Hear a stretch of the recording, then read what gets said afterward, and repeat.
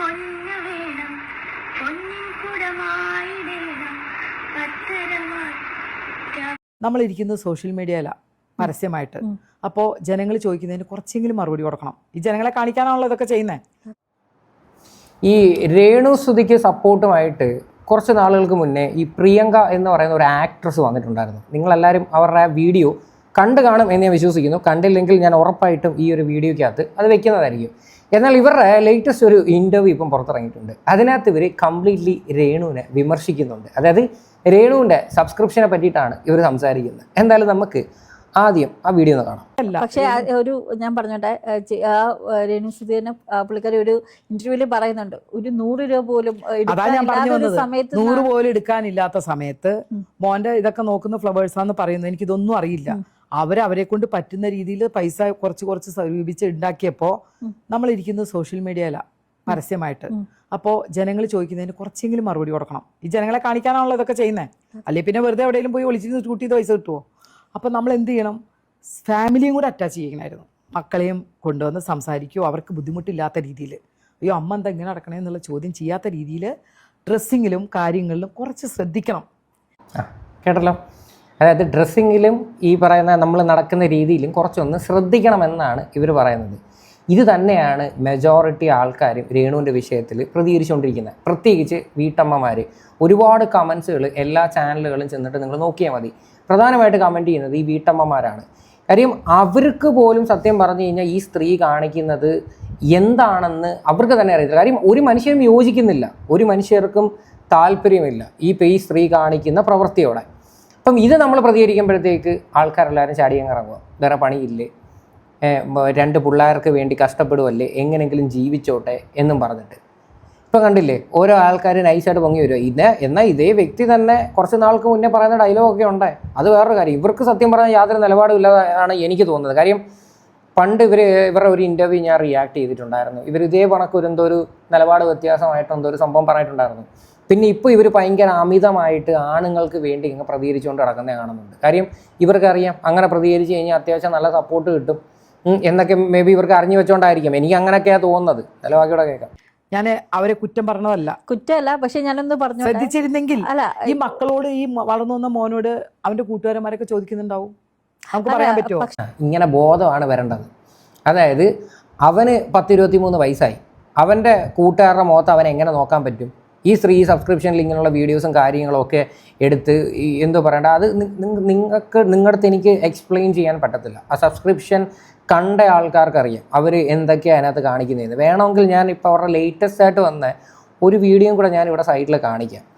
അതിനകത്ത് വലിയ സംഭവമൊന്നുമില്ല, പക്ഷെ നിങ്ങളൊന്ന് കണ്ടു നോക്കിയാൽ മതി.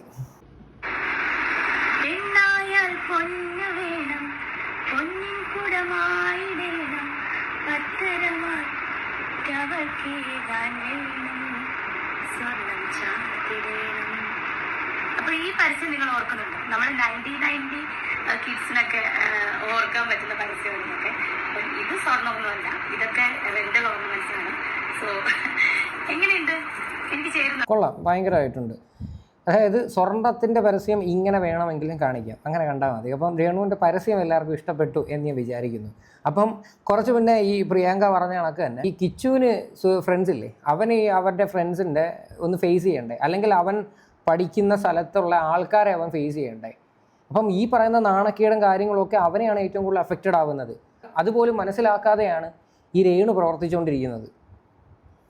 പുള്ളിക്കാരി സബ്സ്ക്രിപ്ഷൻ തന്നെ തുടങ്ങിയപ്പം ഈ ഫസ്റ്റ് ഡേ തന്നെ ഒരുപാട് പേരാണ് പുള്ളിക്കാരി സബ്സ്ക്രിപ്ഷൻ കിട്ടിയത്. എന്തുകൊണ്ടാ ഇവിടെ കാണിക്കുന്നതല്ല അതിനകത്ത് വേറെ കാണിക്കുന്നത്?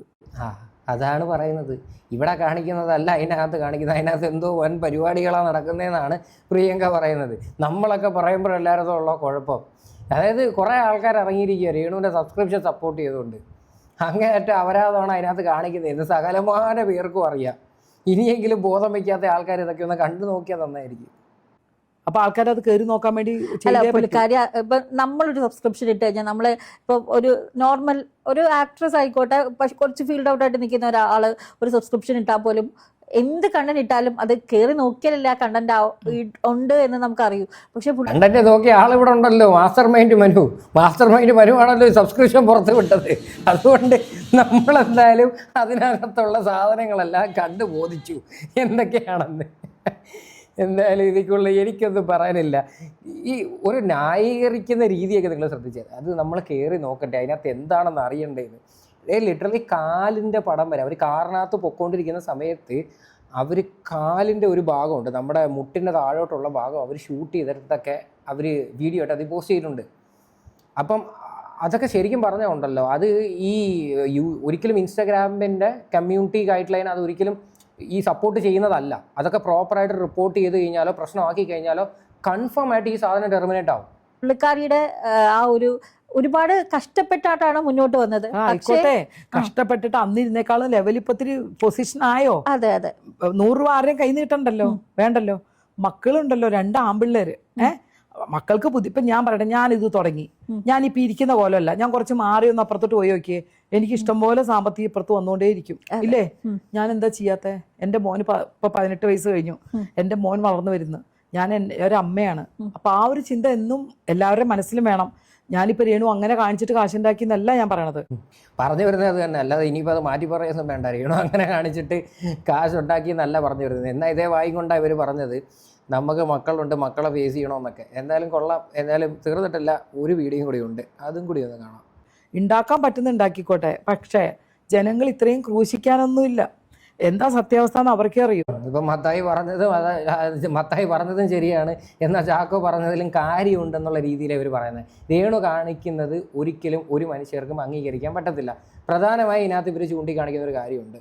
അതായത് ഇവരുടെ മക്കളുടെ കാര്യം തന്നെ, ഈ ഋതപ്പൻ്റെ കേസ് തന്നെ എടുക്കാം. ആ പയ്യൻ വളർന്ന് വലുതായിട്ട് വരുമ്പോഴത്തേക്ക് സോഷ്യൽ മീഡിയയിൽ ഈ സാധനങ്ങളൊക്കെ കാണുമ്പോൾ അവനത് സഹിക്കാൻ പറ്റൂടെ?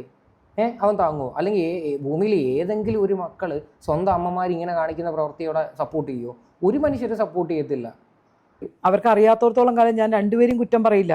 മോൻ്റെ ഭാഗത്ത് ന്യായം എന്താണെന്ന് എനിക്ക് അറിഞ്ഞുകൂടാ, രേണുവിൻ്റെ ഭാഗത്ത് എന്താണെന്ന് എനിക്കറിയില്ല. നമ്മൾ അറിയാത്തവരെ കുറിച്ച് പറയാൻ പാടില്ല. അവൻ്റെ ഭാഗത്ത് ന്യായമേ ഉള്ളൂ. അവന് കിട്ടേണ്ട സ്നേഹവും കെയറും ഒന്നും അവന് ഈ പറയുന്ന ഒരമ്മയിൽ നിന്ന് കിട്ടിയിട്ടില്ല. ഇപ്പോൾ ഇവരുടെ ഭാഗത്തു നിന്നായാലും അവൻ്റെ മരിച്ചുപോയ അമ്മയിൽ നിന്നായാലും അവന് കിട്ടേണ്ടതൊന്നും അവന് കിട്ടിയിട്ടില്ല. അപ്പം അഫ്കോഴ്സ് അവൻ്റെ ആ മനസ്സിലുള്ളൊരു സങ്കടം അവൻ തുറന്നു പറഞ്ഞു. അതവൻ ഒരിക്കലും രേണുവിനെ ഫോക്കസ് ചെയ്ത് വന്നതൊന്നും അല്ല. പിന്നെ കൂട്ടത്തിൽ രേണുവിൻ്റെ കാര്യം കൂടെ പറഞ്ഞു പോയെന്നേ ഉള്ളൂ, വേറെ കാര്യമൊന്നുമല്ല. എൻ്റെ കാഴ്ചപ്പാടിൽ ഞാൻ പറഞ്ഞു, സമൂഹത്തിൽ ഇതുപോലെ നമ്മൾ പരസ്യമായിട്ട് സോഷ്യൽ മീഡിയാസിൽ വരുമ്പോൾ ഒന്ന് ശ്രദ്ധിച്ചാൽ കൂടുതൽ പോസിറ്റീവ് വരും. അതൊരിക്കലും ശ്രദ്ധിക്കത്തില്ലല്ലോ. എങ്ങനെ നെഗറ്റിവിറ്റി ഉണ്ടാക്കാം എന്നും പറഞ്ഞല്ലേ അവർ രാവിലെ ഉറക്കം ഇരിക്കുന്നത് തന്നെ. എന്താണ് സോഷ്യൽ മീഡിയയിൽ അവരെല്ലാ ദിവസവും തന്നുകൊണ്ടിരിക്കുന്നത്? നെഗറ്റീവാണ്, അല്ല ഒന്നുമില്ല. ഇവരെ വെച്ചിട്ട് ആൽബം എടുക്കുന്ന ആൾക്കാരെന്തോ ഉദ്ദേശിക്കുന്നത് ആ നെഗറ്റീവ് സ്പ്രെഡ് ചെയ്ത് മാക്സിമം ഏർണിങ്സ് ഉണ്ടാക്കുക. അതും ഭർത്താവ് മരിച്ചൊരു അല്ലേ, ഭർത്താവ് മരിച്ചതാ. അപ്പം അതിൻ്റെ ഒരിത്തിരി കാണിച്ചെങ്കിൽ അവർക്ക് കൂടുതൽ സ്നേഹമേ കിട്ടുള്ളൂ. അത് മാത്രമേ ഞാൻ പറഞ്ഞിട്ടുള്ളൂ. അല്ല, ഭർത്താവ് മരിച്ച ഈ 1-ാം വർഷം കഴിയുന്നതിന് എന്ത് പറയുന്ന ആണ്ട് ഇല്ലേ, ആണ്ടിൻ്റെ അന്ന് അലിൻ ജോസ് പെരേര എന്ന് പറയുന്ന ഒരു വായി നോക്കിയെ പിടിച്ചുകൊണ്ട് അവിടെ കൊണ്ടുവന്നിരുത്തി ഡാൻസ് കളിച്ചത് നമ്മളെല്ലാവരും കണ്ടതാണ്. അപ്പം മരണം തന്നെ അവരൊരു ആഘോഷമായിട്ട് മാറ്റി. ഇനി വേറൊരു കാര്യം കൂടെ പറയാൻ, മരിച്ചുപോയ സുധിയെ ഒരു മരണ വ്യാപാരിയാക്കി മാറ്റിയ ഒരു വ്യക്തിയാണ് ഇവർ. അത് അവരങ്ങനെ ചെയ്യേണ്ടതെന്നൊന്നും ഞാൻ പറഞ്ഞിട്ടില്ല. സത്യാവസ്ഥ അറിയാതെ എനിക്ക് കിച്ചുവിൻ്റെ കൂടെ നിൽക്കാൻ പറ്റില്ല, രേണുവിൻ്റെ കൂടെ നിൽക്കാൻ പറ്റില്ല. നമുക്ക് വേറെ ഒരുപാട് കാര്യങ്ങളുണ്ട്, അത് അവർ നോക്കി അവർ മാറ്റിക്കോളും. ഈ നാളെ ഈ പറയുന്ന കിച്ചു തിരിച്ച് എൻ്റെ അമ്മയാണ് എനിക്ക് അറിയാതെ പറഞ്ഞു പോയി എന്ന് പറഞ്ഞാൽ തീർന്നാ? അതെ, എന്തോ അത്ര ബോധമില്ല അവൻ്റെ അമ്മയാണത്.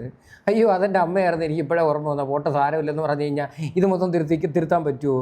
ഇത് ഭയങ്കര രീതിയിൽ സെൻസേഷണൽ ആയിട്ടുള്ളൊരു വിഷയമായിരുന്നു അത്. അവൻ ആ ഒരു വീഡിയോയ്ക്ക് ശേഷവും അമ്മ എന്ന് പറഞ്ഞ എന്താ, എന്നെ ആരും നിർബന്ധിച്ചിട്ടില്ല, എൻ്റെ മനസ്സിൽ തോന്നുന്ന കാര്യമാണ് ഞാൻ ഓപ്പണായിട്ട് പറഞ്ഞതെന്ന് വരെ അവൻ വന്ന് സമ്മതിച്ചിട്ടുണ്ട്.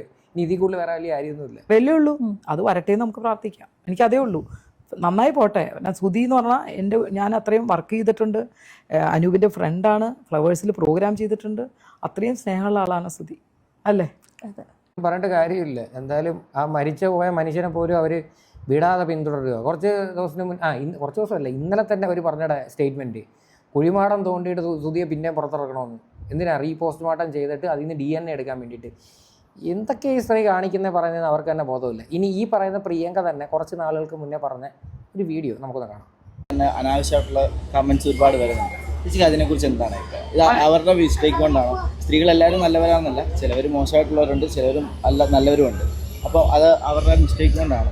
ഇതൊന്നും അവരുടെ ആരുടെയും മിസ്റ്റേക്ക് കൊണ്ടല്ല. രേണു സുധി എന്ന് പറയുന്ന കുട്ടി ചെയ്യുന്ന വീൽസും അതും ഇതൊക്കെ നമ്മളൊക്കെ കാണുന്നത് തന്നെയാണ്.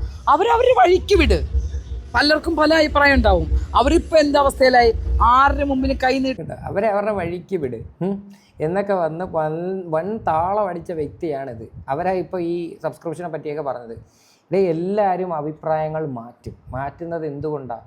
അവരുടെ പ്രവൃത്തി കൊണ്ടാണ്, അല്ല വേറെ ഒന്നുമില്ല. ഇവരെ നമ്മൾ കുറ്റം പറയുന്നതല്ല. രേണു കാണിക്കുന്നത് അങ്ങനെ. ഇപ്പം ഈ പറയുന്ന ദാനം തന്ന ആൾക്കാരുടെ തന്തയ്ക്ക് വിളിക്കുക, അത് കണക്കിന് ഇപ്പോൾ രേണുവിനെ സപ്പോർട്ട് ചെയ്ത് ആരൊക്കെ വരുന്നുണ്ടോ അവർക്കെല്ലാം നാളെ ഒരു കാലത്ത് പണി കിട്ടിയിരിക്കും, കൺഫേമാണ്.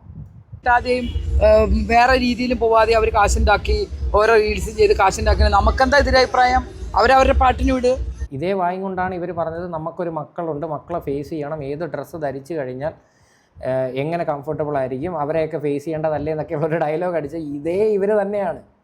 ആലോചിച്ചോണം. അവർ ചെയ്യുന്ന ജോലി അവർ ചെയ്യട്ടെ, ഞാൻ ചെയ്യുന്ന നിലപാട് ഞാൻ നടക്കും. ഇതൊക്കെ നമ്മൾ വ്യക്തിപരമായ ഒരു അഭിപ്രായങ്ങളാണ്. അതൊന്നും ആർക്കും തടസ്സം നിൽക്കാൻ യാതൊരു അധികാരവും ആർക്കും ഇല്ല. അത് അവർ ചെയ്തോട്ടെ.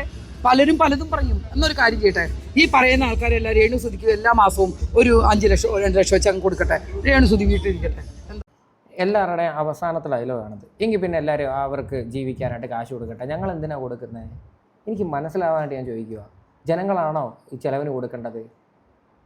നമ്മുടെ സമൂഹത്തിൽ ഒരുപാട് കഷ്ടപ്പെട്ട് ജീവിക്കുന്ന ആൾക്കാരുണ്ട്, അല്ലെങ്കിൽ ഒരുപാട് വിധവകളായിട്ടുള്ള സ്ത്രീകളുണ്ട്. അവരെല്ലാവരും തിരഞ്ഞെടുക്കുന്ന മാർഗ്ഗമാണോ ഇത്? അല്ലല്ലേ.